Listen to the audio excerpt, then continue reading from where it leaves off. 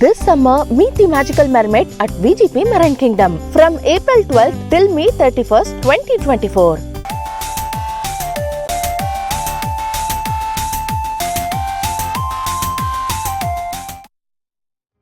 வலையோரத்தில் புதிய தலைமுறை டிவியில் வந்திருக்கக்கூடிய ஒரு பதிவு தான், அதை ஒட்டிய வாத பிரதிவாதங்கள் தான். டிடிஎஃப் வாசன் சொல்லியிருக்கிறார், நீதி தேவதைக்கு நன்றி அப்படின்னு. அந்த செய்தி என்ன அப்படின்னா, டிடிஎஃப் வாசன் சொன்னது, கொடுத்த இன்னல்களுக்கும் பிரச்சனைகளுக்கும் நன்றி, நீதி தேவதையை நம்பினேன், நீதி கிடைச்சிருக்கு, நீதி தேவதைக்கு நன்றி. அதாவது ஒரு மிகப்பெரிய வரலாற்று வெற்றியை நேர்மையாக பெற்றிருக்கிறேன், மகிழ்ச்சியாக உள்ளது அப்படின்னு இந்த செல்போன் பேசியபடி காரை ஓட்டிய வழக்கில் ஜாமீன் பெற்ற போது அவர் சொன்ன ஒரு கருத்து அது. அதுக்கு என்னென்ன பதில்கள் வாதங்கள்லாம் போயிருக்கு அப்படின்னு பார்க்கலாம்.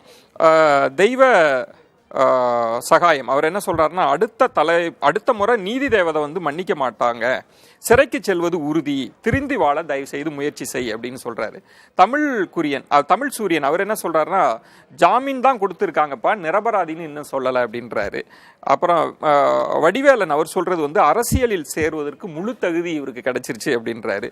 மதன்ராஜ் வரதராஜன் என்ன சொல்றாருன்னா, சற்று முற்றிலும் பார்த்தா மக்கள் தான் பைத்தியக்காரர்களாக இருக்கிறாங்க அப்படின்னு இந்த செய்தியை பார்த்து விரக்தியோடு அவர் பதில் போட்டிருக்கிறார். இதைத்தான் உங்கள் பார்வைக்கு கொண்டு வந்தேன்.